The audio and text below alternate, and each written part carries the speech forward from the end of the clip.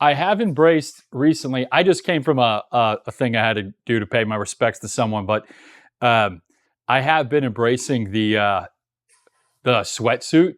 Like, Yeah. dude, I've got like five of them now because it's all I wear.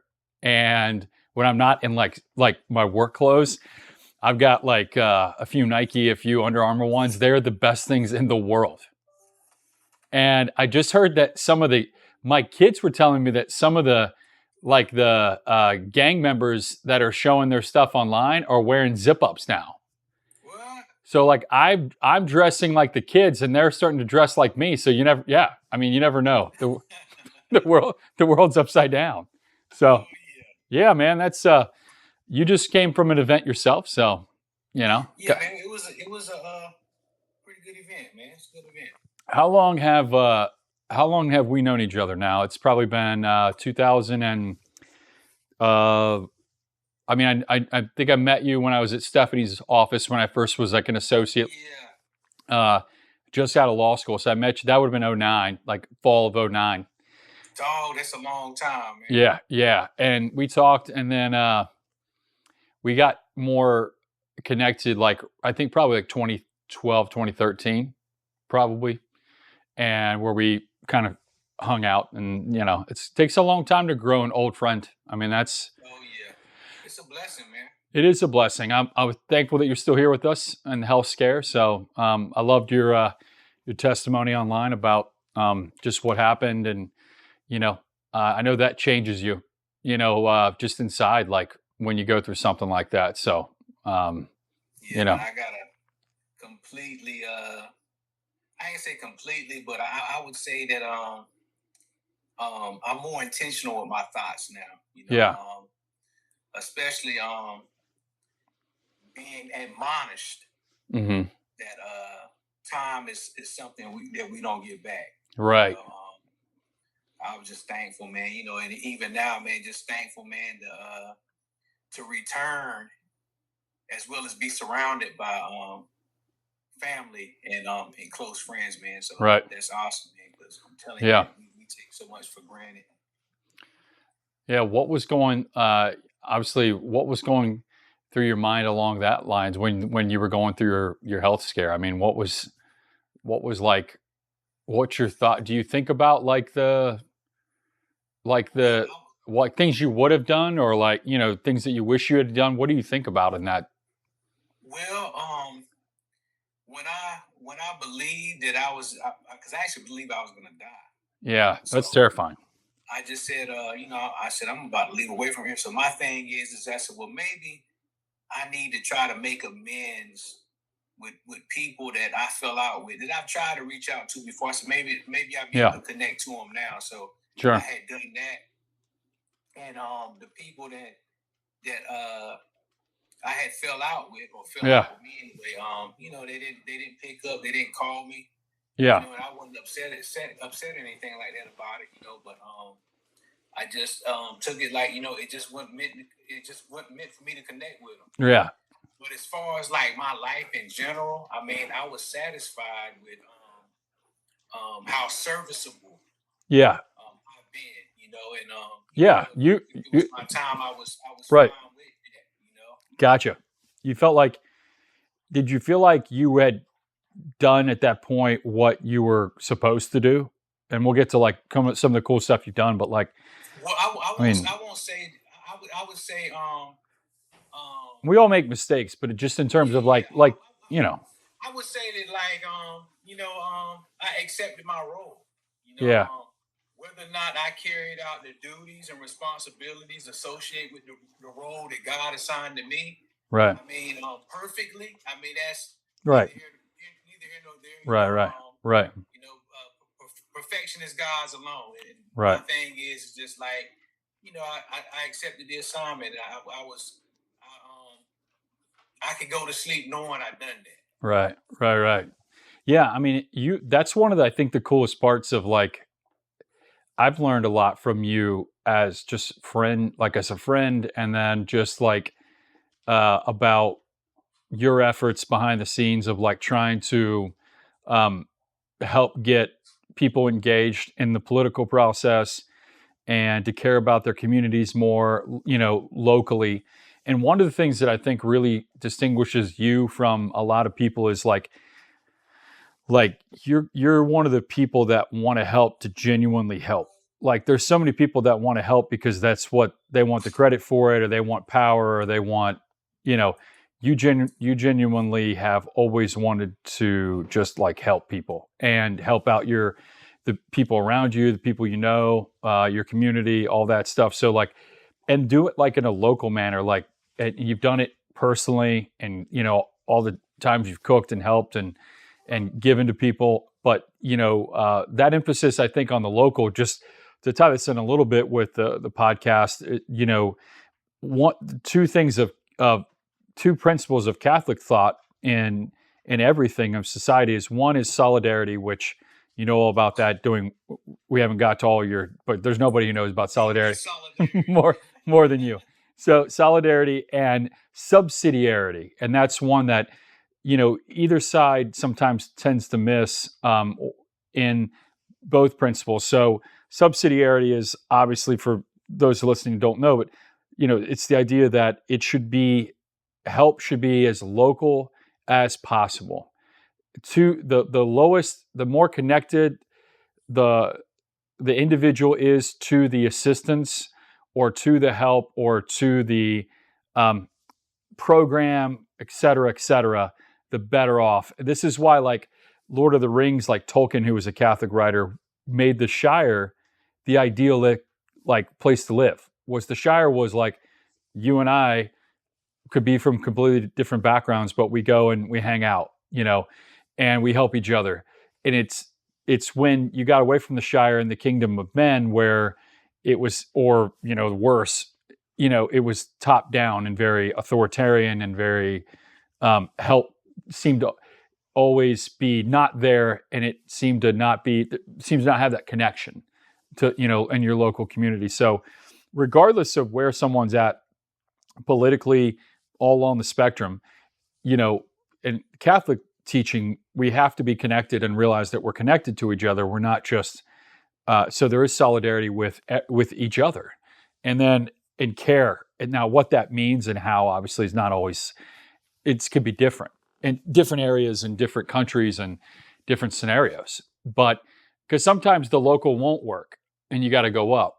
But that's room for a reasonable debate, right? But the principle should be that you care about solidarity and that you care about keeping it as local as possible, because people like you who genuinely carry out things far more effective than a distant bureaucracy, that just wants you to fill out a bunch of forms, and it's only worried about its own existence, and it makes you comply with, so I think that that's one of the things that when I think about those two principles as someone who knows, quite a few different people from different backgrounds, you are the person that comes to mind the most to me about living that out of the solidarity and the subsidiarity of that, because I'm so impressed. You started Action Pack, which was a local, in my area, your area where we live, a local political action committee to try to promote local causes across, party lines locally. And I just think that that's awesome. I mean, like, you were that was your baby. I mean, and you did. Actually, it was both of us. Yeah. Yeah. Well, right. I mean, but you're the idea man. I just, I helped out wherever you asked, and was honored and privileged to help you. But like that was your idea, and that was 100% yours, man. Like, and just how you did it and how you continue to do it. And you made connections with conservatives, with liberals, with all kinds of different people, white people, black people, everybody, man. I mean, it was cool. And so, and of course you had the people who are suspect. It's just part of the nature of it. Like, what is this thing? It's just a closet, like, local deception for, the Democratic Party. And I knew you, like, behind the scenes, and I was a Republican at the time, and like 100% knew that wasn't the case. That wasn't the goal. Now, maybe candidates that were on that side or more independent thinking, right, came because they're more open to solving things locally and not just sticking to the party. I'm an R in our area, you win, right? So the R's may not have seen the need to come to the political action committee to solve local issues, but you gave the platform and it was there. So you know what? I want to say this to you because one thing about like you and yeah, I'm thinking about this now, but I've always known this. yeah, That whenever you and I have a conversation, mhm, it's always centered on God and service. yeah, yeah. That's right. Always centered on God and service. Yeah, We've never gotten into materialistic things. That has never been us. yeah, And the reason why I'm bringing this up is because you ran for office, right. and you ran for office, and in doing that, just my observation that you knew that your political affiliation had absolutely nothing to do with the camaraderie that you're required to Mm-hmm. effectuate in the community. Right. Just by being a believer. You know what I'm Right. saying? Being Right. a Christian. You know what I'm saying? Yeah. Right. Recognize that one had absolutely nothing Right. to do with the other. And the sad thing is that even though you understand, I understand that one has absolutely nothing to do with the other, and God gives all of us free will. Right. You know, right. It's like you were punished for it. That's the way I took it. Yeah. You were not a good Republican, even though you was running for judge. Right. Right.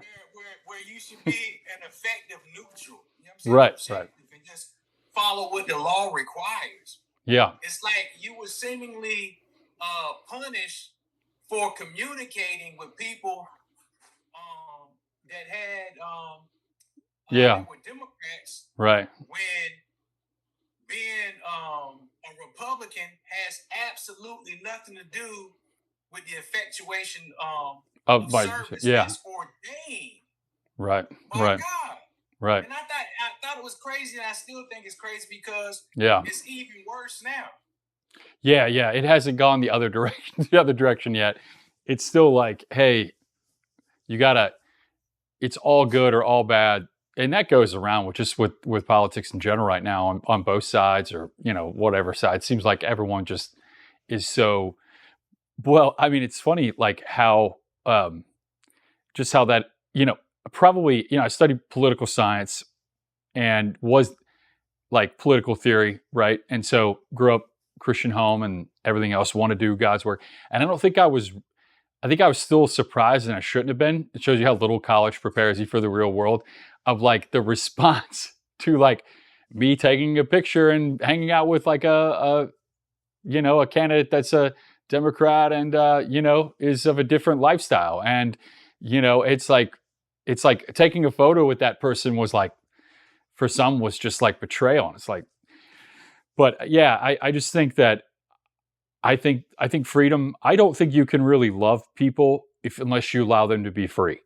I don't think you can. I don't think that if your goal is to win, to like overpower them with the government, I don't think that you can really love someone like and care about them. And that's always going to be first to me. So like, if the government's supposed to be a neutral space, like I believe it should be, then I don't think that you should view anybody as an enemy, in that regard.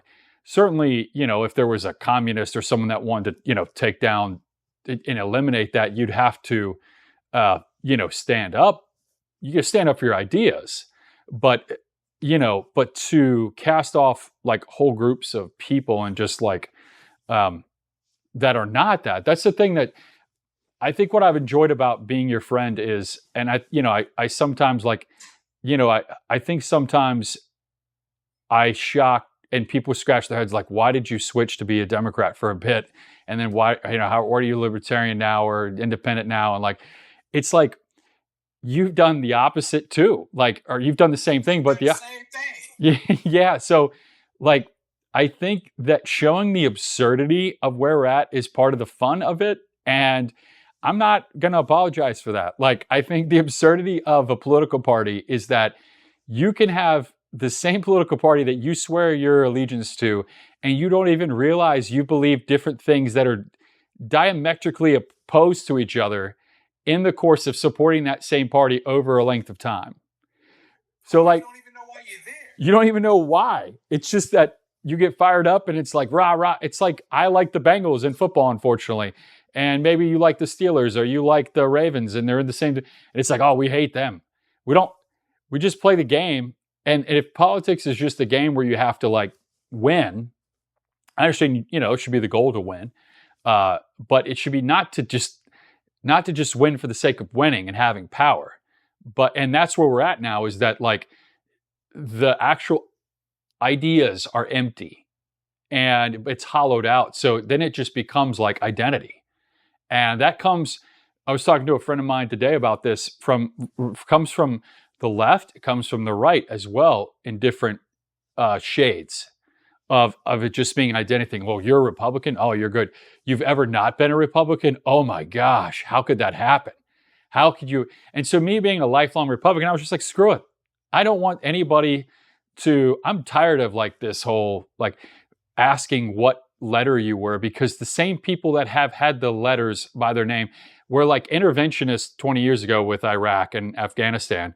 And now they're like, you know, they're scared of their shadow. They're isolationists. And I give foreign policy as one example, give all kinds of things they flipped on or evolved on. And they can say whatever they want. They probably haven't had enough time to self-reflect and be like, why do I now think, it's just no, this guy who's leading my party is telling me one thing and I'm going with it and the other people are bad. And I think that leaving the party and having that, I think it takes courage to be looked upon as an odd person. But I think having the courage to be like, no one owns me. Can I tell you something I got a Yeah. problem with right now? Yeah. You said party. Yeah. Now, right now, I'm a registered Republican. Yeah. Okay. Yeah. Now, Republicans, like the ones that I know personally, you know what I'm saying? I Yeah. know, like I can say you and Robin that I can say that both of you are what I would like to call constitutionalists. I mean, people that actually believe in the Constitution, right. which means that you are proponents of the amendments that go along right. with the Constitution, that right. comprise the Constitution. Right. That's a part of the Constitution. That's exactly right. Yeah. So, people think it's a great point because people think it has to be static, but the Constitution is just the procedural way that you can make changes. So that's a great point legally. I just want to say, exactly. And the thing is, I have an issue like right now. The local Republican Party. I'm a registered Republican, but they got a Facebook, okay, but only certain people can comment on the post. Oh, really? That's craziness. Yeah.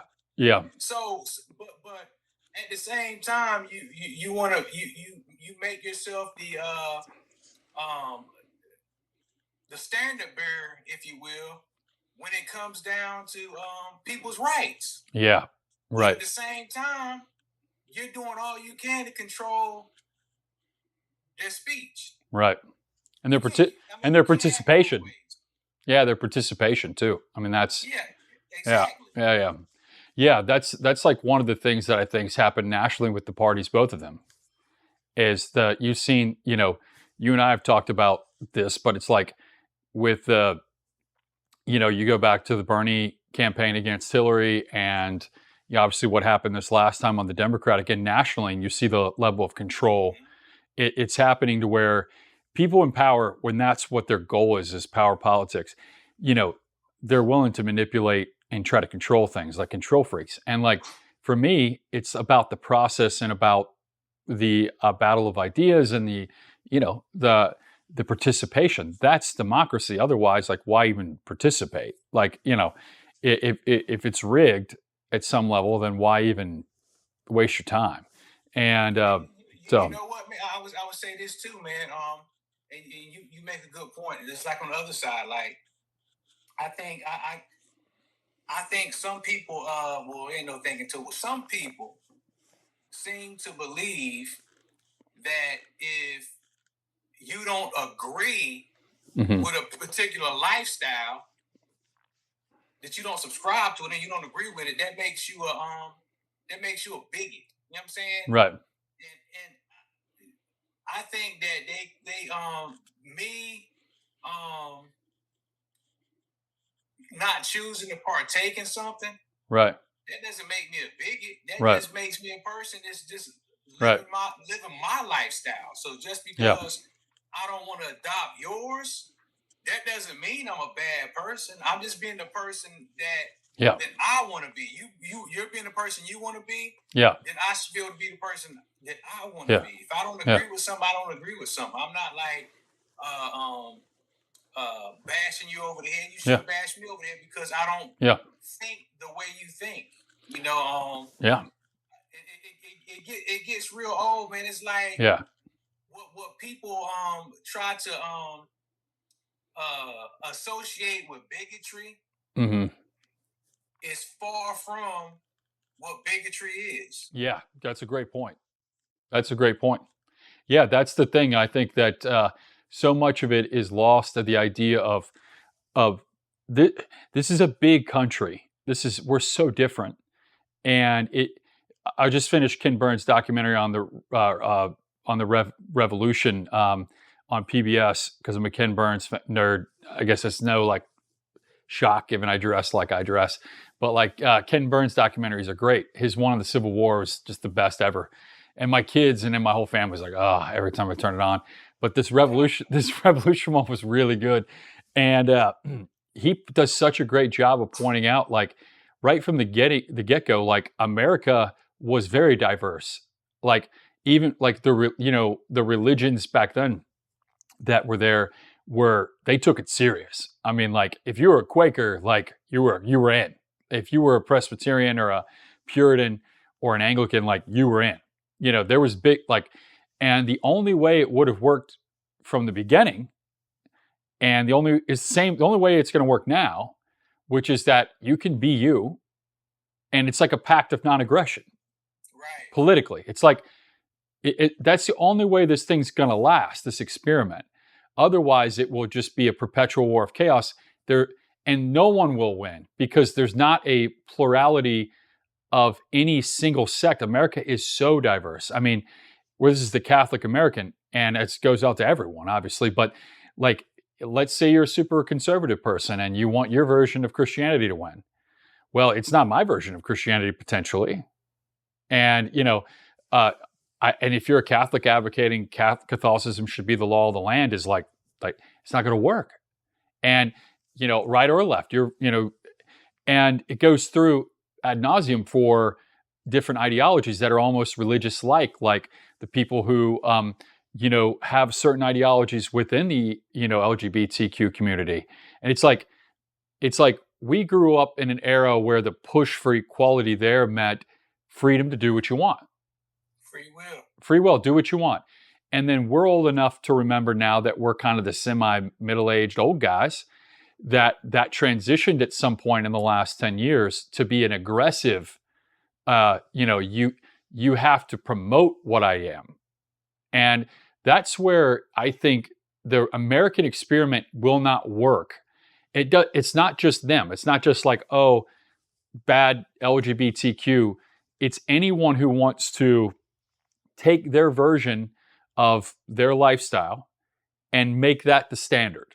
I think that the experiment won't work because the other 90% of society, whatever way you cut it, won't be comfortable with that. And then government becomes about getting control of the helm so you can suppress everyone else. Instead of just being like, why are we fighting? Like, you can be you can be me. We can have a cultural debate like, hey, what is God? How do you live your best life? Who is God? What religion? That's all we should be having lots of those discussions with friends. But you lose the love of Christianity. You lose the ability to really care from someone when you try to just skip ahead to the politics side and then you try to use the reins of government to beat them over the head with it. Yeah. It doesn't work. And that goes from the left trying to do that to make their lifestyles and certain people on the left like okay. It's like you're not going to change. You actually make people resentful when you don't engage on a human level with them, and you make them resentful. And then we all fight, and we're in our camps, and then then we can't remember like the Hatfields and McCoy. You can't remember why you're fighting. You don't even remember what the issues were because it's like every 4 years they switch scripts. It's like what was it when Biden was in? The Republicans were the bad ones because they were not voting they were shutting down the government. Remember? And then we've just switched, and now it's like this is madness, and it becomes just chaos. And you don't go back to the solidarity of what we're talking about and the subsidiarity, which is you can't really love someone unless you let them be free and you really want to help them and get to connect with them. You can think you care about someone you've never met, but it's not until you really meet them and you see the issues like you do and like you have locally that you really care. You could have an emotional response to some story promoted, but it's like the closer you are to the person you're trying to help, the less that R&D and all the other things matter. And the more you see the humanity, and I think as a believer like you see God in them, you see Christ in them, that I need to love them. And you act so different when you act like that. You don't act like I don't know, you don't act as pompous, you don't act as judgmental, you don't act as harsh. And it becomes about like trying to help someone. That's why one of the things I love about, just your life, what you've done. And one of the things you've done that I think is really fascinating to a lot of people that aren't in it, that you probably don't realize, is community organizing. And that kind of term is loaded, but you've done that a lot in the past with your efforts to help organize and what, various efforts.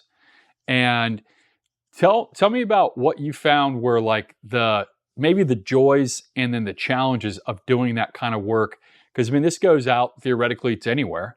And, people who are in Chicago or in Florida or in, Kansas, maybe wondering like, oh man, that's kind of a neat, like if I want to help organize my community and for whatever cost that needs to happen in their view, like what are the challenges and what are like the joys of it? That you've experienced.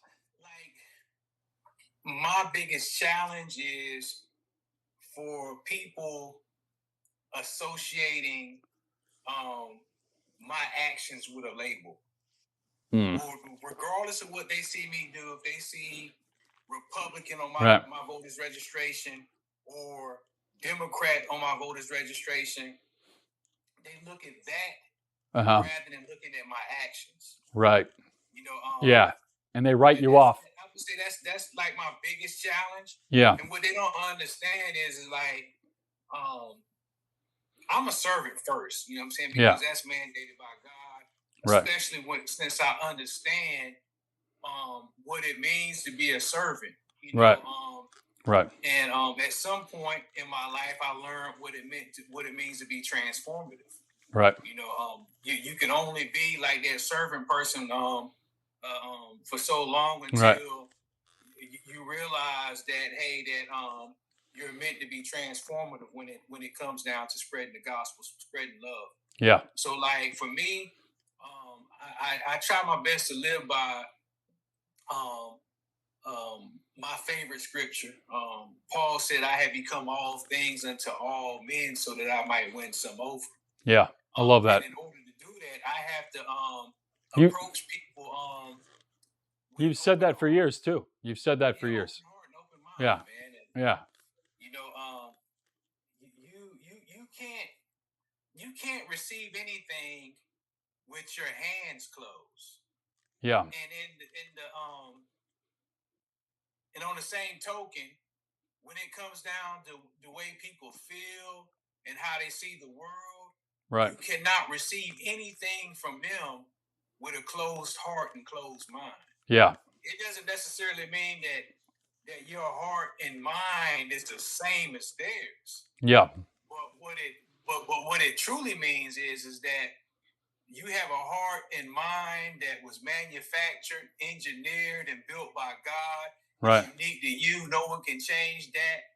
But God said you're supposed to love your neighbor. You know what I'm saying? And how can you love anybody or receive love from anybody with a closed mind and closed heart? So that's I think people, so key. Yeah, man, they get me twisted, man. I'm like, they're like, oh man, you're a Republican, you a Trump. I don't even like him. You know what I'm saying? Like, right. Right. But rather than seeing the work that I do, right. They judge me based upon what they think a Republican is or what a Democrat is. But the thing about it is that what they don't understand it. Back in the days, what separated political parties wasn't political ideologies, but it was community priorities. Yeah. You know what I'm saying? Right. There's a big difference. I mean, like, you and I, as far as like my friends, I would say, as far as like mindset and stuff like that, yeah, beliefs and how our worldview, you probably like closest to me, the most like-minded in that aspect. Yeah. But yeah, the thing is that people, me and you could be out. We could be out in the city somewhere, cleaning off graves and stuff like that. People see us cleaning off graves, right? So then, but we're at the polling location. Oh, don't talk to them. They Democrats. Oh, they Republicans. Right. Like, what does that have to do with anything? right. Yeah. Me as an individual. It 100% is true. I think that the hilarious thing is that people don't realize within political parties there right now are at least 5 different types of Republicans, at least, okay, that identify in political theory. Different, they have you have your faith and flag Republicans, you have your different types of Republicans, right? And they come from different regions, different education, different background. The Democrats obviously have their own, wide array of different interests, including, like we've talked for years, the different interests of, or emphasis of the community, like you said, from different factions. And like, it's just wild to me that we live in, it shouldn't be wild to me, but it just still is, because I think I want the gospel more than anything. Like, that's number one. Like, the politics never are going to supplant the Great Commission and what we're supposed to do. That's number one. And that's why I named the podcast The Catholic American, because the Catholic, for me, Christian, comes first. And the American part, being a good American, flows from those principles. And so I'm never going to put party above. Like, if my party says I need to treat someone differently than what the kingdom of God tells me I am, well, if you were alone, I'd say some more choice words, because us Catholics are more willing to say different words than other sects of Christianity. But I'd say F off, because that's not me. I'm not going to. You could take your political party, your political allegiance, and everything else, and you can have it, and you can live in hell with that, because you're not supposed to. Your political party is not. You're not going to make the error of the Sadducees in the New Testament and your political party become your savior and think that you're following Christ. It's just not. Now, I'm not saying there's not real, huge, massive, important issues that people of faith shouldn't be like commenting on and going out there and having it out. That's part of a democracy. We should. It's not like everyone needs to be like, nice and not have debates. You and I don't think that at all. But like, we think we should be allowed to have the debate. That's part of the problem that you and I have had. And I think one of the things that we've exposed with moving around in the last few years is like we're the same person and there's no entrance requirement. All I have to go to is on TMV and change my political registration with a bot now. I don't even have to do it in person. And people act like this is the biggest thing in the world. And I just think you haven't thought for 1 minute about what the repercussions are of you know, X, Y, and Z for a lengthy time. You haven't read a political theory. You're not, you're barely engaged, but you do care that I took 30 seconds to log on to my NCDMV and that's to you, that's everything. And I think that that's part of the laughable absurdity of the political parties nowadays. It's like, so like when people are like, you spent like almost 2 years as a Democrat. I'm like, yeah, these people are awesome. There's so many great Democrats. There's some crazies, and there's crazies everywhere. And so, yeah, so like, you want me to, and it's funny how everyone on the other side of both parties think that the other side are all full of they're all full of crazies.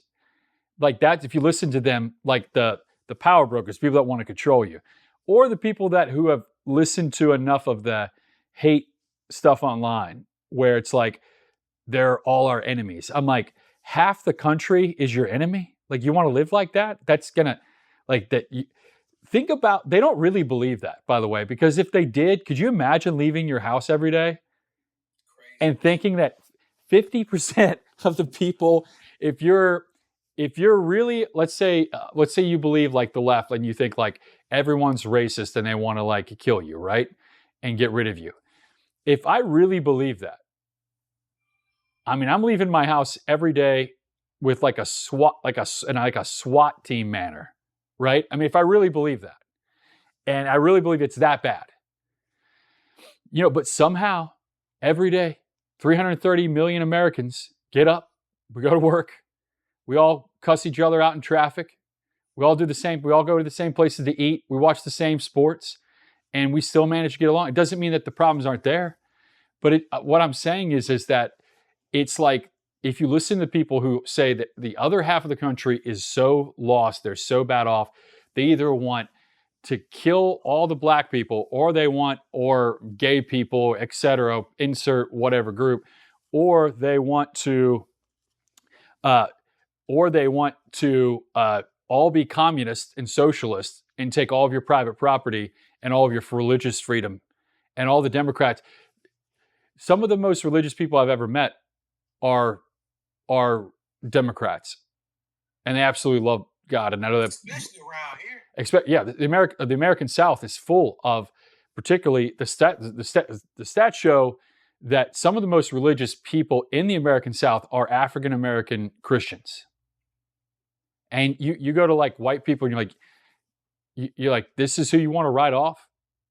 And it's funny because like SNL picked up on this. And I don't know if you ever saw that clip. I might insert it as part of this, where like Tom Hanks plays like a MAGA supporter, and Keenan plays like the host on Jeopardy, and they have like the same answers to the same things, and like yeah, it's really good. As Tom Hanks is answering like in his MAGA hat, he's like, and Keenan's like, word, brother, and like they're like, it's so good because they realize like, oh my gosh, like fundamentally, we're not that different. Like fundamentally, we're the same. And now if you get to white liberals, the statistics are a little different. The current stuff on polling, and they tend to be, further left, less religious, so there's factions. But my point is that, to brand everyone with the same that's the first thing that a dictator on either side wants to do. It's the first thing that power brokers want to do so they can distract us. So my goal in moving parties was just to say, yeah, call me whatever you want. I don't know where I'll be wherever. I'm an American. I'm going to do whatever I want.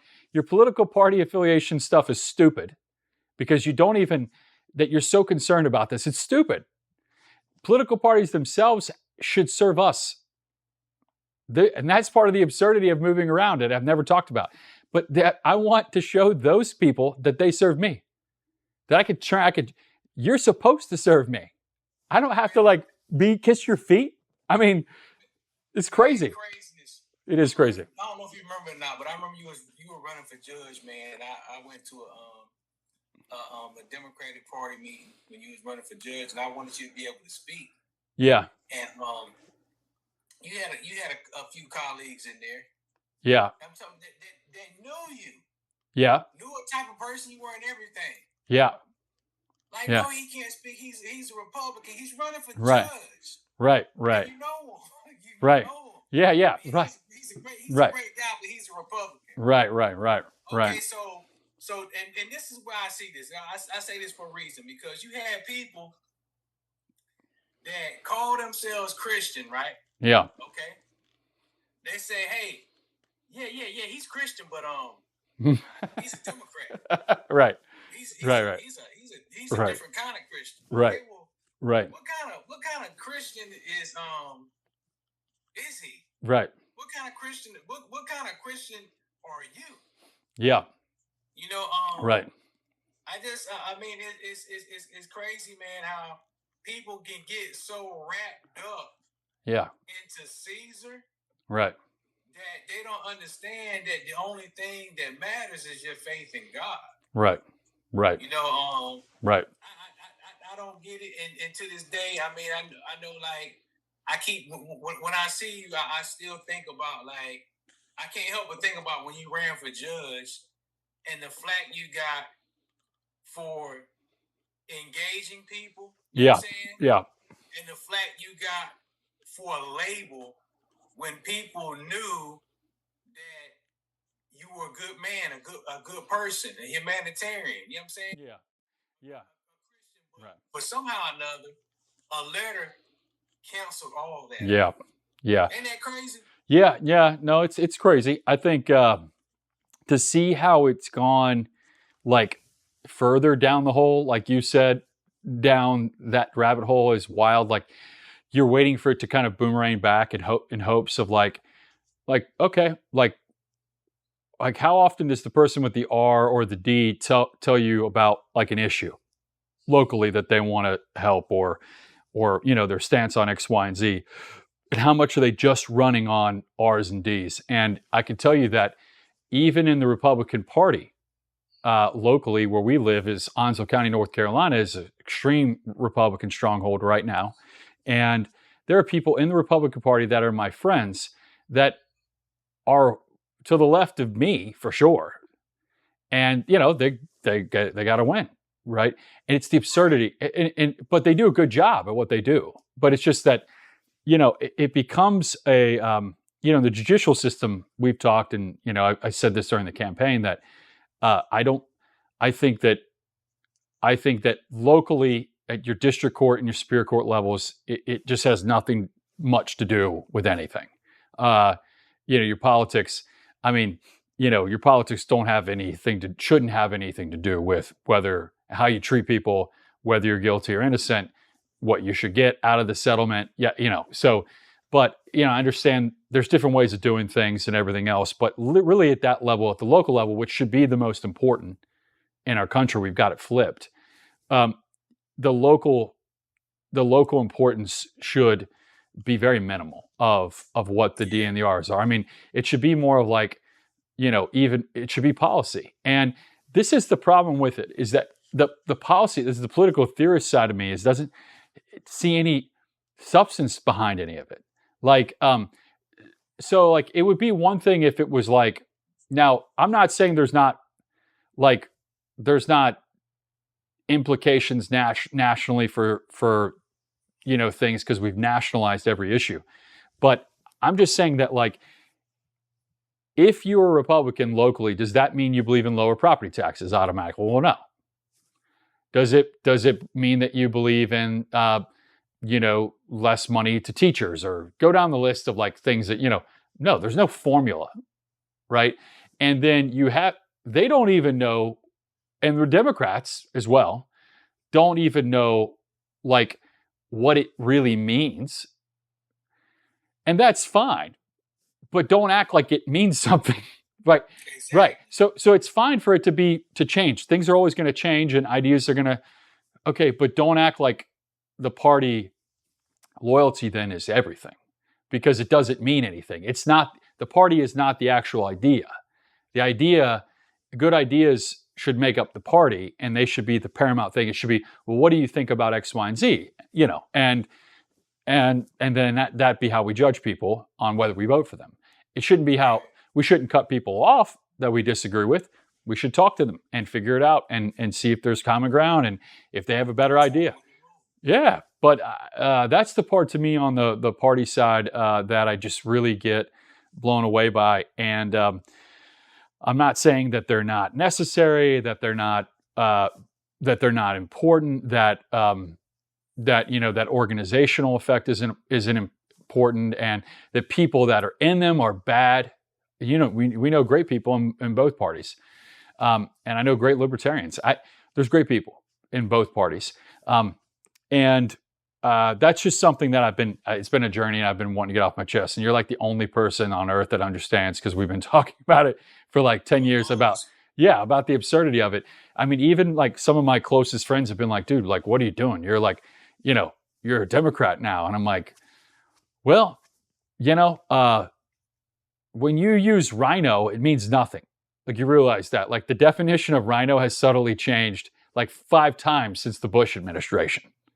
Craziness. So don't use the word rhino and act like it's like, Republican in name only. Well, I mean, what does that even mean now? I mean, it's not like the Republican Party believes in limited government, which is like me, the constitutionalist. I believe, along with that, limited government and, and staying out of people's lives and following the law. And, I think the world would be better off at the federal level if it was, if we sent and we did solve things locally.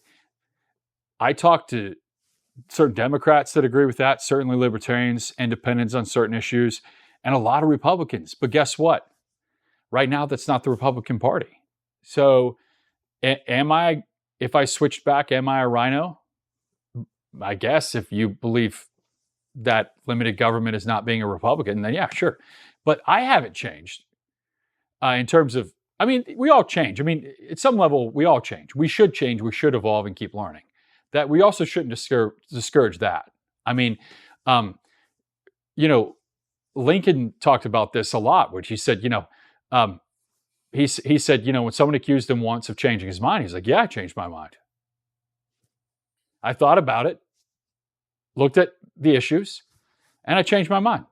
And I got a right to do that. And you probably should too. You should look at it and change your mind too. And so, I mean, like, we're at a point that changing your mind and is also like, that's the flip-flop curse, right? Well, you're a flip-flopper if you change your mind on something. What it's like, it's just not, it's not a good spot to be in, where they want to make you a cog in their wheelhouse, in their machine, that they can just use you.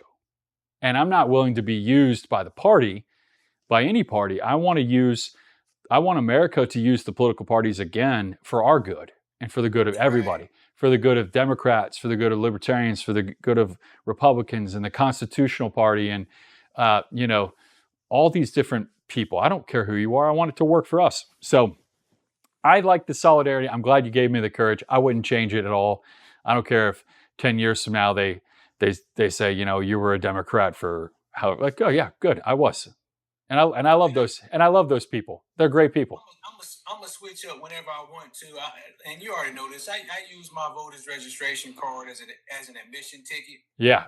So I mean, sometimes a party may, for me, serve as a seminary or a conference where I'm learning some leadership skills and some things on the platform that I want to learn more about. Right. And other times, a party may, to me, as far as I'm concerned, may be a circus. Yeah.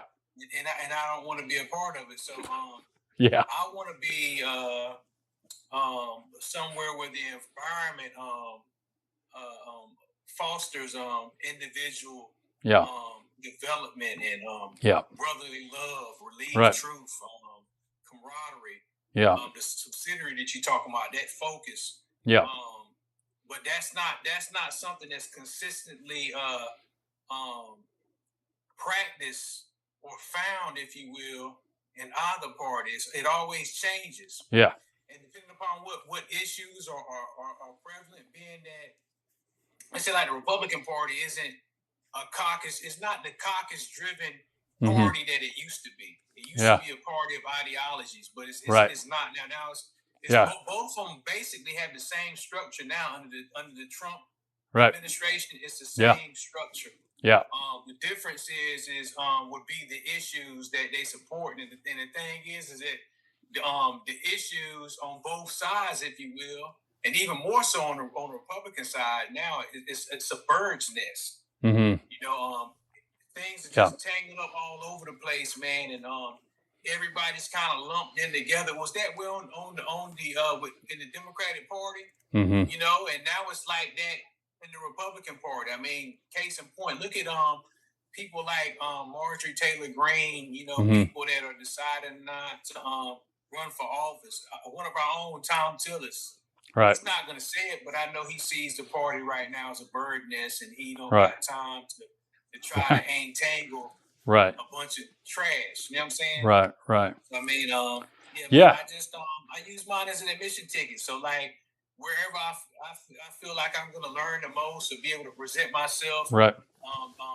most effectively, that's where you're going to find me at. Yeah. Yeah. And I hope you keep doing it, man. I'm glad God gave you more years so you can keep doing good stuff. And I'm thankful, man. I am too. So what do you say we do this again? And oh yeah, most definitely, we got to do this, man. Yeah, I'd like to get your take on stuff. And people who think the funny thing to me is that people that see us together and work together where we can and know us as being friends is like, I know you say people that have made comments to you about, oh, that guy's he's just a good old boy or whatever else, he's one of them or whatever. And the word was racist. I said, what, racist? Yeah, right. That's one of my best friends. Right. My best friend is a racist. I don't see how he's not a racist. Yeah, right. So and I think that people, I think that people that I know have gotten used to it now over the years of seeing it. But it's like, people like, oh, he must be, a closet, flaming leftist or whatever. He's with all those good old boys all the time. He's a professional, right? And he's a servant, right? Yeah. I mean, it's like you're an idiot.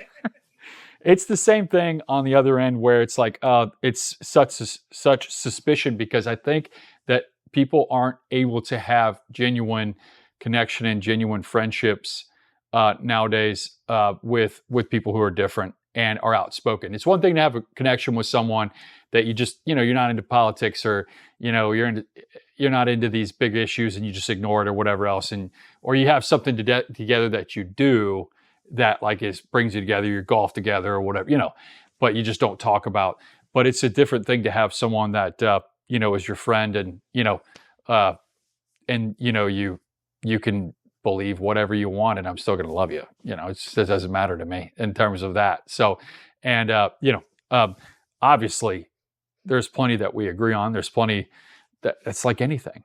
I've never found someone, including my wife, that I agree with on everything. And I married her. So, and she's more than willing to tell me that I'm wrong, a lot. And I married her and I loved her. So, I mean, if I can do that, then, I can handle having, friends that are different, same, whatever in between. And so, well, the racist thing's a new one to me. So I'm glad to end with that and just finding out that was an accusation. So, but I told you that, man. Yeah. I thought it was like something, I think you probably eased into it. I said racist. I said he's not a racist. He hangs out with all those good old boys. Oh, okay. All right. Yeah, well. Good old boys. Yeah. What good old boys does he hang out with? Yeah. I can tell you right now, the only good old boys I regularly hang out with. I said they don't like him. Yeah. Well, I mean, the only ones that I hang out with right now that are older, like my dogs, man. Like, I basically see my wife, my kids, and my dogs. I'm not hanging out with any good old boys, that's for sure. But it's I love our time together, man. I want to let's keep connecting. Let's get you back on. I want to share your experiences with the world in 100 different areas. And I think it's important for, everyone to hear your experience, your story, and for us to get your take on stuff as things develop. I'm excited about your future, the things that you've kind of talked to me about, and I won't talk about here, but, I'm excited for you. So, I love you. I'm always here for you. So, I love you too, man. Yeah. Appreciate you. Yeah, same. And I'm glad you're here with us still for 2026. So let's get you back on. I'll talk to you offline about getting you back on. But thanks everybody for being with us. This is one of my favorite conversations I've been looking forward to having. I always sign off with my patron saint is St. Thomas More, who was, back in England, or King Henry VIII, and got executed for his Catholic views. But basically always says, or said as he was being executed, I want everyone to remember that I was the king's good servant, but God's first. And I love that sign off because it's a reminder of I'm willing to go to the stake for what I believe in. And I want to be a good citizen. And in fact, he was probably the best in some ways at the time. And, but still stuck to his principles of God first. And so I know that's what you're about. And everybody, thanks for joining. This is my brother, Al Burgess. I'll post his kind of bio, so you'll be able to see his background. He's an impressive guy, and he won't say that, but I will. And thanks for joining us.